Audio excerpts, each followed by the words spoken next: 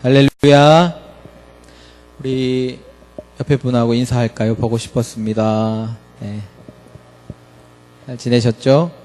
네. 먼 여행을 갔다 오신 우리 영원한 청년부. 네. 또 오셨고, 너무나 반갑고, 네. 또, 우리 어제 오늘 해서 이제 유치부 여름 성경학교, 그리고 오늘은 영유아부, 유치부 이렇게 성경학교 진행을 했는데요. 우리 이제 지금은 여기는 오늘 못 오셨지만 노성 형제도 와서 도와주시고 화진자매 그리고 원조 형제도 오셔서 우리 유치부에 큰 힘이 됐습니다. 그죠? 또 우리 유치부 선생님들 지금 너무 피곤하실 텐데 또 성경학교 잘 이렇게 해주셔서 너무 감사합니다. 예, 여러분들의 수고와 또 그 기도를 하나님께서 다 받으셨을 줄 믿습니다. 오늘부터 이제 갈라디아서의 본문으로 넘어왔습니다. 우리가 오늘은 갈라디아서 첫 장, 이제 첫 장에 있는 말씀을 함께 나누려고 합니다. 다른 복음은 없습니다. 라는 제목으로 말씀을 나누길 원합니다. 제가 한번, 한 문구를 한 여러분들에게 말씀드릴 텐데 한번 잘 들어보십시오. 무언가를 간절히 바라면 이루어집니다. 맞습니까? 어떻게 생각하세요?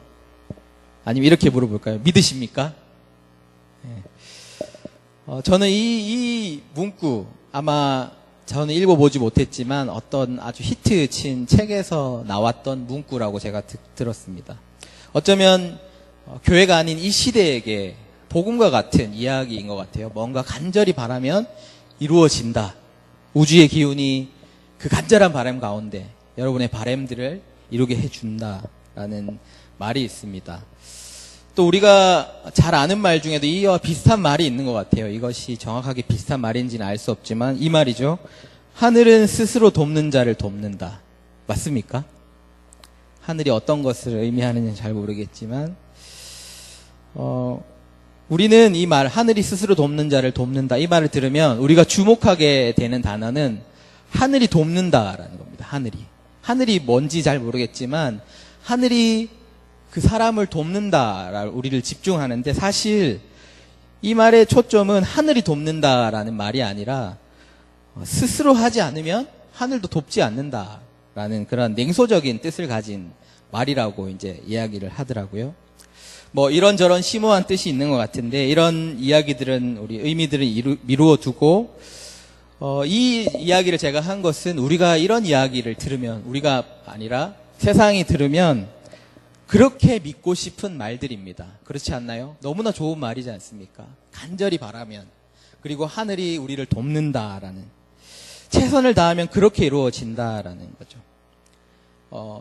최근에 이제 우주의 기운이 뭐 이런 얘기가 많이 돌았잖아요. 우주의 기운이 그 바람 가운데 또 그 최선을 다하는 사람 가운데 하늘이 돕는다라는. 다시 한번 여러분에게 질문해 보겠습니다. 이 말이 맞습니까? 여러분 혹시 믿으십니까? 이 말을? 네. 이 말이 저는 참 좋은 말임에는 틀림이 없는 것 같습니다. 어쩌면 참 동감이 되는 말이고 동감을 하고 싶기도 합니다.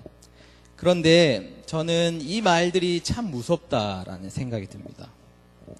왜냐하면 이 말들은 우리가 가진 그 신앙, 우리의 믿음과 어쩌면 정말 한 끗 차이밖에 나지 않는 그런 비슷한 모습을 가지고 있고 어쩌면 이 말들이 세상에서 우리에게 역으로 전해주는 이 말들이 우리가 가진 그 믿음의 그런 문구들을 그 믿음들을 신앙들을 조금씩 허물어지게 하는 말들이기 때문입니다. 우리가 마음을 다하면 좋은 뜻만 품으면 그 실체가 누구이든지 상관없이 우리를 돕는다라는 이 말, 참 무서운 말입니다. 왜냐하면 우리에게는 유일한 그 믿음의 대상이 있기 때문입니다. 그죠?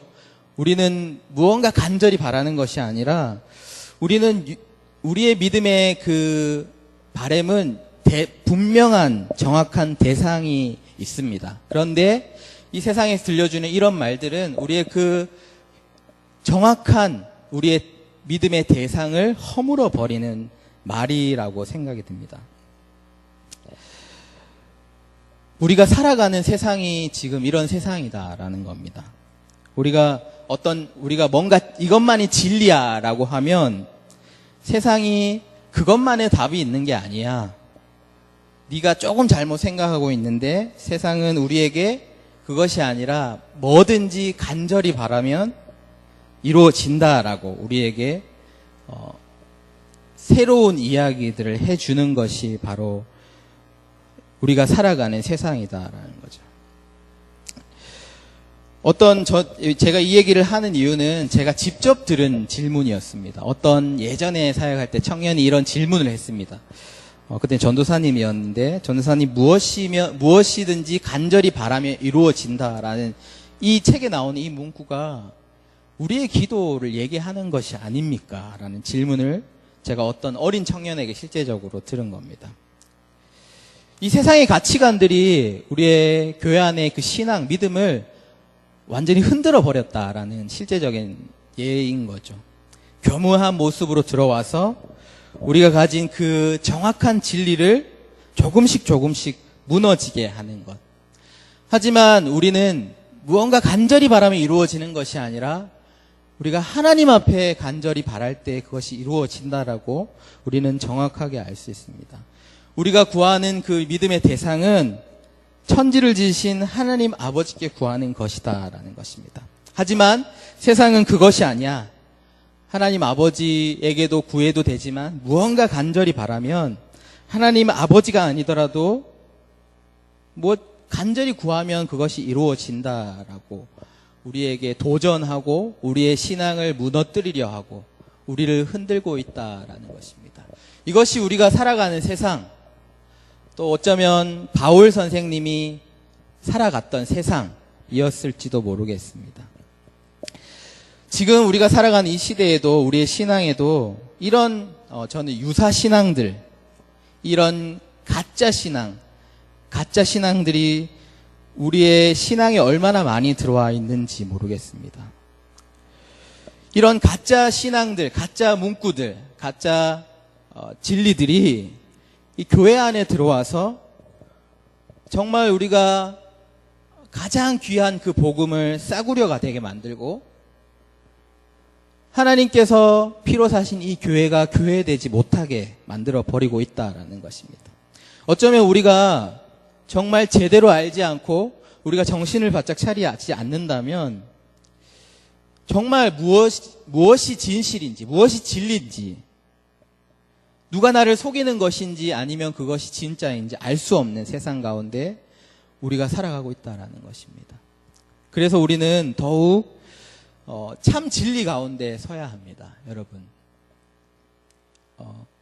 여러분 위조 지폐를 어떻게 감별하는지 들어보셨습니까? 많이 들어보셨을 텐데 가짜를 구별하는 법은 가짜를 자꾸 연구하는 것이 아니라 진짜를 명확하게 알고 있으면 그 가짜들을 다 구분해낼 수 있다라고 하는 것입니다. 오늘 우리가 이제 함께 묵상할 이 갈라디아서는 바울이 갈라디아 교회를 향해서 이렇게 말하고 있습니다. 오늘 제목처럼 다른 복음은 없다라고 갈라디아 교회에게 그리고 그리스도인들에게 우리에게 말씀하고 있는 것입니다. 갈라디아 교회 가운데 들어온 그 거짓 복음들이 갈라디아 교회를 어지럽게 했던 사람들이 있습니다. 바울은 이 사람들을 다른 복음을 전하는 자들이라고 했습니다. 갈라디아 교회에 있었던 사항들이 어떤 사항이었는지 우리가 6절에서 7절 말씀을 같이 한번 읽어보겠습니다. 6절 말씀, 7절 말씀 시작. 그리스도의 은혜로 너희를 부르신 이를 이같이 속히 떠나 다른 복음을 따르는 것을 내가 이상히 여기노라. 다른 복음은 없나니 다만 어떤 사람들이 너희를 교란하여 그리스도의 복음을 변하게 함이라. 아멘. 우리가 바울이 이제 전도 여행을 한 것들을 우리는 알고 있습니다. 1차, 2차 선교 여행을 통해서 이제 갈라디아 지방을 순회하면서 교회를 세우고 돌보았습니다. 하지만 유대교회의 핍박과 반대가 심했습니다. 그리고 바울은 또 3차 전도 여행 때도 이 갈라디아 지방을 돌며 복음을 굳게 하는데 온 힘을 다했습니다. 근데 바울이 에베소 지방에 이르렀을 때 갈라디아에 대한 나쁜 소식을 듣게 됩니다. 그것은 갈라디아 지방에 있는 교회에 어떤 믿는 자들이 말하기를 바울이 전한 그 복음, 그리스도의 믿음만으로는 부족하다라는 그런 이야기를 전한 것입니다. 그런 다른 복음을 이제 갈라디아 지방에 전해지고 있었다라는 거죠. 믿음만으로는 부족하기 때문에 우리가 원래 가지고 있던 그 율법의 그런 의가 필요하다라는 것입니다. 그래서 율법을 온전히 준수하여서 우리가 스스로 의인이 되어야 한다라고 유대교적 율법주의자들이 그렇게 가르쳤던 것입니다. 많은 갈라디아 교인들이 그 거짓 교사들의 가르침에 미혹되어 버렸고 사람들은 그렇게 그들의 믿음이 무너져 갔던 것입니다. 구약의 율법을 준수하여야 의롭게 되고 구원을 받는다라는 그 거짓 속임수. 그래서 그들이 전한 이야기는 할례를 받아야 한다라는 것들을 그 갈라디아 교회의 그리스도인들에게 전했다라는 거죠. 바울은 이 이야기를 듣고 갈라디아 성도들을 향해서 정말 엄히 책망하면서 오늘 이야기를 하고 있습니다. 오늘 말씀에처럼 어떻게 그렇게 너희가 금방 복음을 버리고 가짜 복음, 다른 복음을 따를 수 있냐라는 것입니다.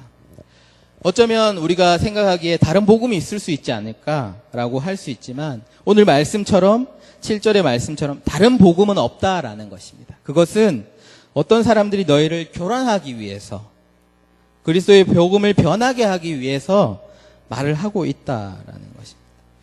갈라디아 교인들이 그렇게 쉽게 복음을 떠나려 의도했던 것은 아닐 것입니다. 바로 이제 이후에 나오는 2장 4절에 보면 가만히 들어온 거짓 형제들 때문에 그들이 가졌던 그 믿음과 복음을 떠나서 그들의 마음에 혹했다라는 거죠. 이렇게 볼 수 있듯이 갈라디아 교회에도 들어온 그 거짓 복음처럼 가짜 복음, 다른 복음, 그 가짜는 가만히 우리의 삶에, 우리의 믿음에, 우리의 신앙에 들어와서 우리의 생각을 또 그 생각 가운데 있는 진짜 복음을 무너지게 만들고 있다라는 것입니다. 사랑하는 여러분, 지금 우리가 생활하는 이 교회 안에도 그런 가만히 들어온 많은 거짓 복음들이 많이 있는 것 같습니다. 여러분, 우리가 전도할 때에 예전에는 이런 말을 많이 했습니다만 이제는 우리가 많이 성경을 깨우치고 이제는 성경을 알게 된 이유로는 이런 말들을 잘 쓰진 않지만 여전히 대부분의 한국 교회에서 많이 쓰는 말이 이것입니다. 예수 믿으면 복 받습니다. 예수 믿으면 잘 됩니다. 라는 말들을 가지고 사람들에게 그것을 이렇게 전도하기도 합니다. 사실 맞는 말이죠. 예수 믿으면 복 받고 예수 믿으면 잘 된다는 말은 틀린 말은 아닙니다. 하지만 우리가 이 말을 전할 때, 이 말을 쓸 때에 사실은 예수 믿으면 이 메인이 되어야 합니다. 주가 되어야 하고 그것이 핵심이 되어야 합니다.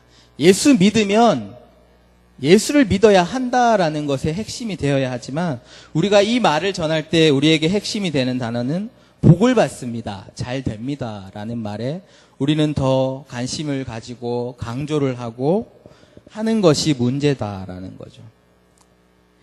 그래서 이 말을 다르게 얘기하면 예수 믿으면 복 받는 게 아니라 내가 잘 되기 위해서는 예수님이 필요하다라는 것입니다. 그렇기 위해서는 여러분도 예수님 믿으라라는 얘기입니다. 내가 예수님 믿고 이 복을 받았기 때문에 여러분도 복을 받기 위해서는 예수님을 믿으라라는 말로 가르치고 있다라는 것입니다.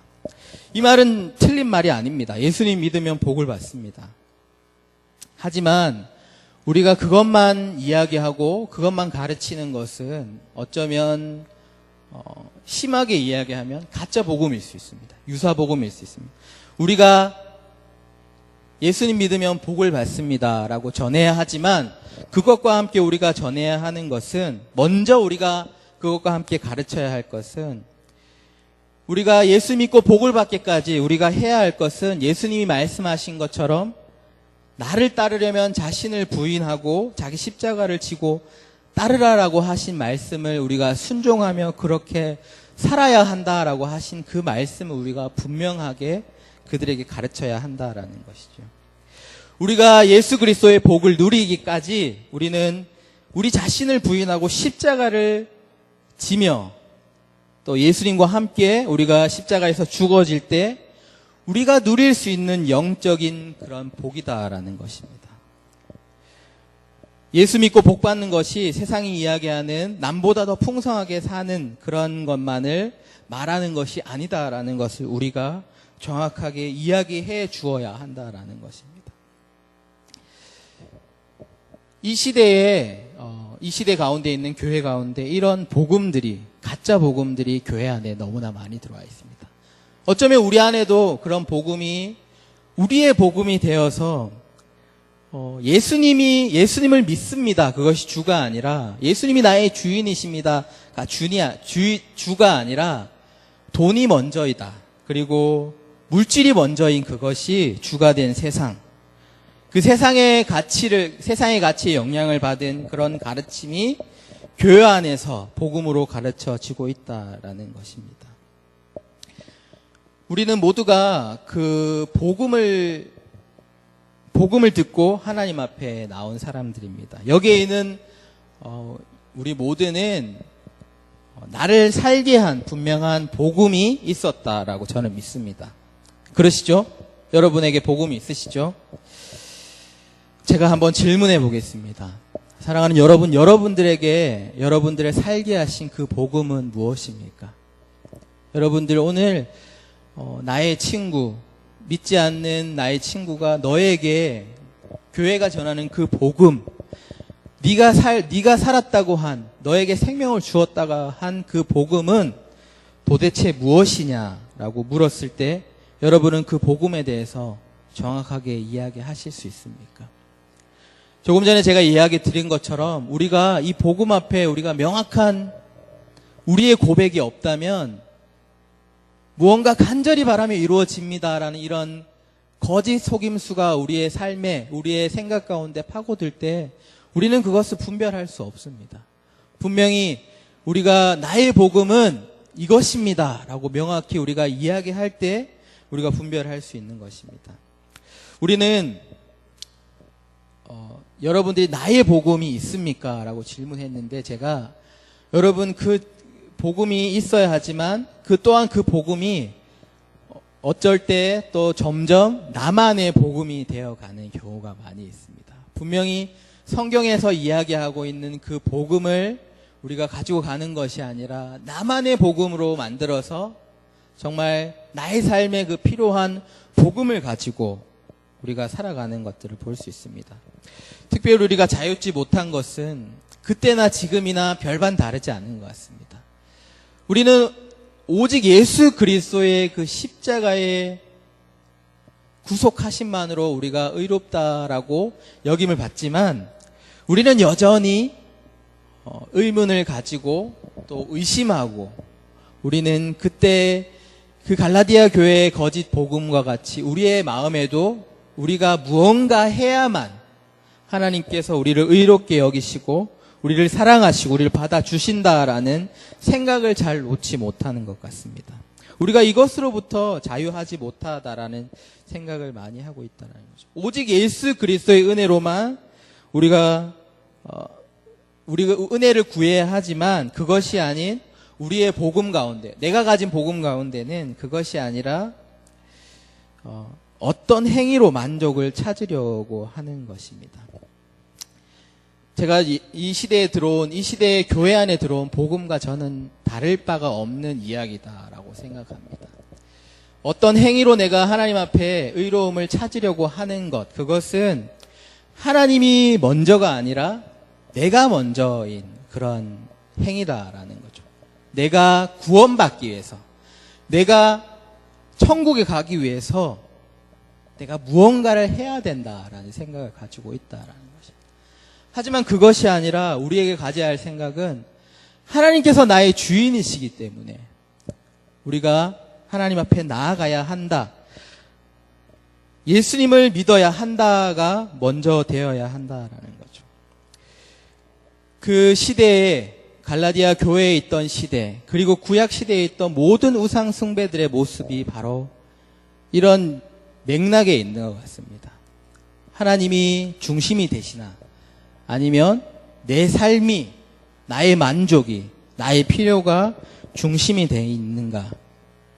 이것이 바로 우리의 복음이 진짜 복음이 되는 것인지 아니면 나만의 복음, 가짜 복음, 거짓 복음이 되는 것인지에 대한 기준이 되는 것 같습니다. 사랑하는 여러분, 진짜 복음은 무엇입니까? 제가 여러분들께 질문을 드렸는데 여러분 진짜 복음은 무엇입니까? 오늘 갈라디아서를 보면 이제 갈라디아서, 로마서도 마찬가지고 이 갈라디아서도 복음에 관한 이야기를 전 장에 걸쳐서 우리에게 말하고 있습니다. 하지만 오늘 제가 1장 1절부터 10절까지의 이야기한 이 말씀 가운데 바울은 복음을 선포하고 그 이야기를 시작하고 있습니다. 바울은 먼저 인사를 한 이후에 바로 그 복음에 대해서 오늘 이야기를 하고 있습니다. 4절에 이 모든 갈라디아서의 말씀을 시작하기 전에 그 복음에 대해서 이야기하고 있는데 우리가 4절 말씀을 우리가 같이 한번 큰 목소리를 읽어보겠습니다. 시작.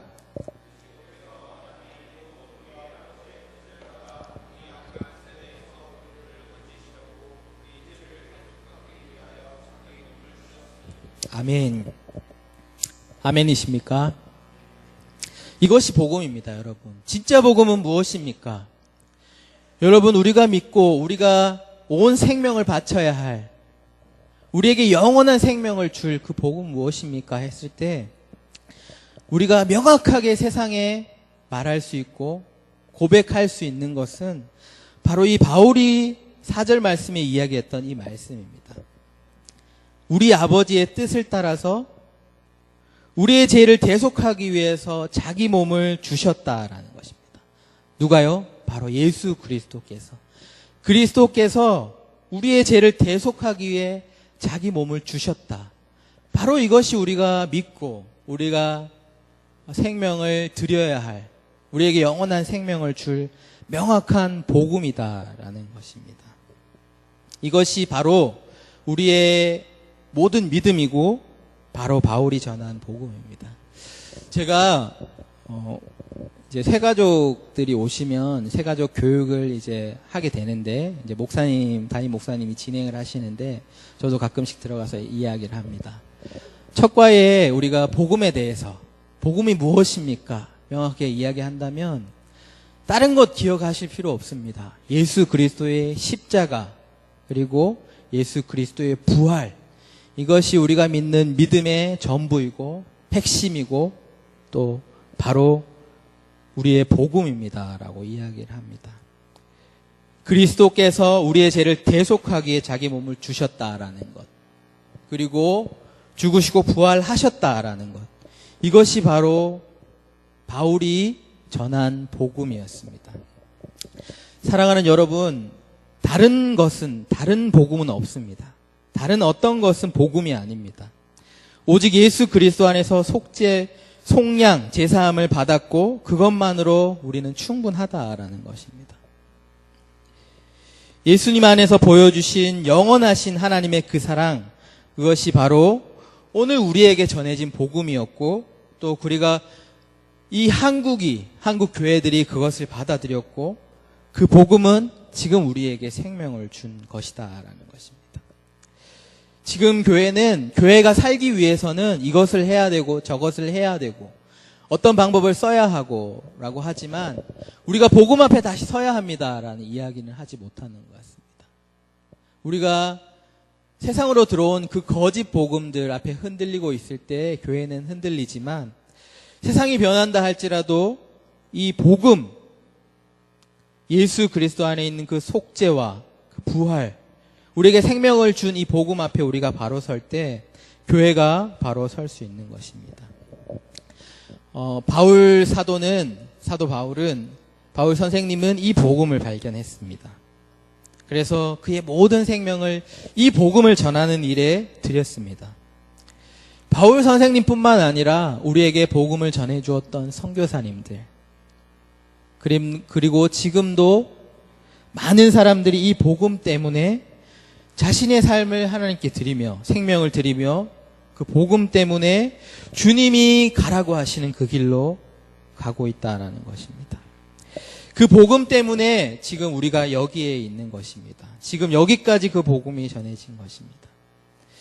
도대체 예수 그리스도의 십자가와 그 부활이 무엇이기에, 그들이 그 안에서 발견한 것이 무엇이기에 많은 사람들이 그 핍박과 박해와 모든 생명을 드리기까지, 삶을 드리기까지 그렇게 할 수 있었던 것일까요?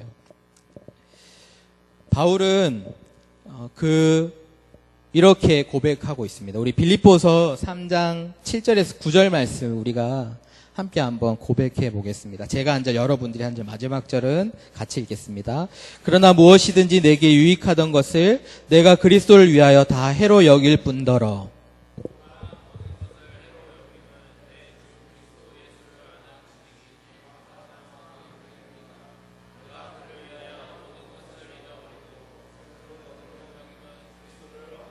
같이 읽겠습니다. 그 안에서 발견되려 함이니 내가 가진 의는 율법에서 난 것이 아니요 오직 그리스도를 믿는 믿음으로 말미암는 것이니 곧 믿음으로 하나님께로부터 난 의라.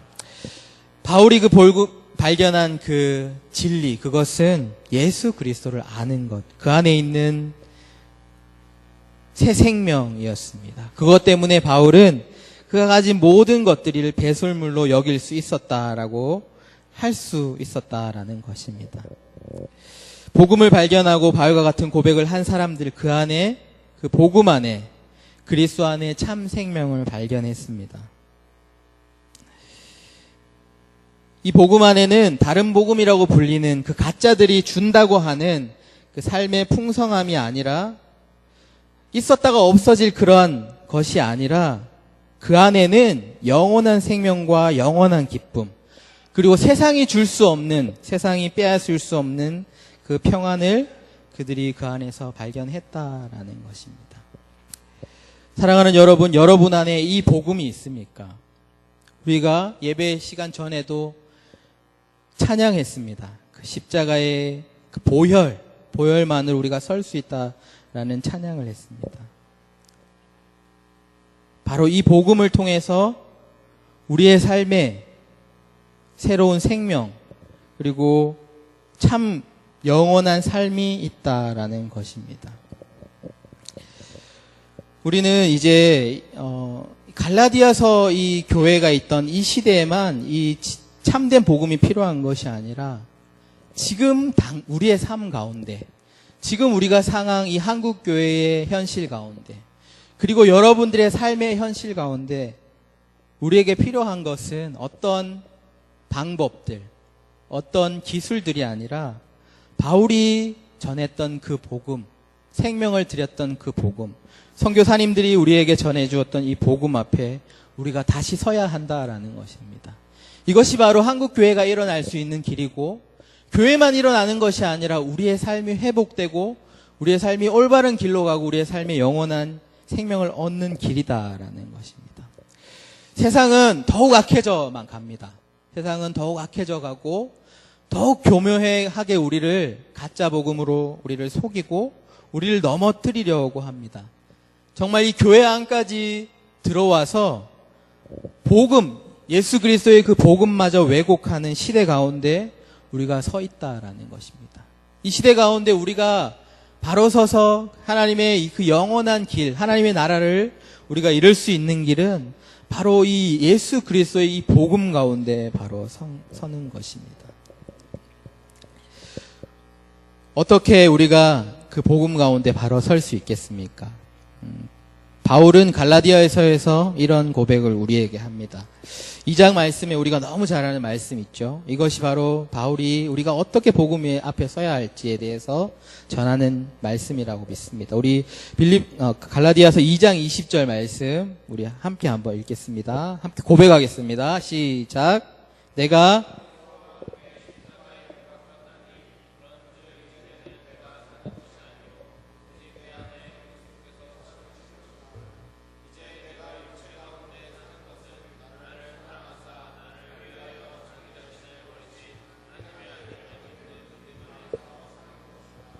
아멘. 진정한 복음은 바로 이것입니다. 우리가 매일매일 그리스도와 함께 죽는 것입니다. 간절히 바라면 우리의 삶에 뭔가 이루어지기를 바라며 사는 것이 아니라 우리가 매일매일 삶에서 그리스도와 함께 죽어지는 것입니다. 왜 죽어야 합니까? 바로 그리스도 안에서 그리스도와 함께 우리가 다시 살 수 있기 때문에, 그리스도 안에 영원한 생명을 우리가 얻을 수 있기 때문입니다. 바로 이것이 우리가 붙잡아야 할 복음이다라는 것입니다. 어쩌면 예수 그리스도 십자가와 부활이 복음입니다라고 우리가 이야기할 때에 예수 그리스도의 그 피밖에 없습니다. 예수 그리스도의 피로만 우리가 정말 우리의 삶의 영원한 문제 해결이 있습니다라고 이야기할 때에 어쩌면 우리의 마음 속에는, 우리의 생각 속에는 목사님 좀 더 실질적인 그런 복음, 그런 이야기가 없습니까? 복음이라고 하는 것이 좀 더 실질적인 것이어야 하지 않겠습니까? 라고 질문할 수 있을 것입니다. 그렇습니다. 하지만 우리에게는 다른 복음은 없습니다. 다른 길은 없다라는 것입니다. 다른 어떤 방법, 예수 그리스도 외에 다른 방법, 다른 길은 없습니다. 우리가 살 수 있는 길, 가장 실용적이고 가장 확실한 방법은 우리가 예수 그리스도 안에 죽을 때에, 그리스도의 십자가의 피로 우리가 죽어질 때에 우리는 이제 예수 그리스도와 함께 그 부활 가운데 우리에게 새로운 삶이 있다라는 것입니다. 우리가 사는 것이 아니라 그리스도께서 성령의 능력으로 우리를 다시 살게 하신다라는 것입니다. 그 안에 새로운 삶이 있고 그 안에 우리를 정말 주님의 길로, 또 성령님께서 함께 하셔서 하나님의 나라의 삶을 살게 하신다라는 것입니다. 이 복음만이 있다라는 것입니다. 다시 한번 우리가 갈라디아서를 이제 묵상하게 될 텐데, 나의 복음, 그 복음을 하나님 앞에서 정확하게 고백하며 또 세상 가운데 그 복음을 우리가 고백하며 올바로 서가는 저와 여러분들이 되시길 간절히 바랍니다.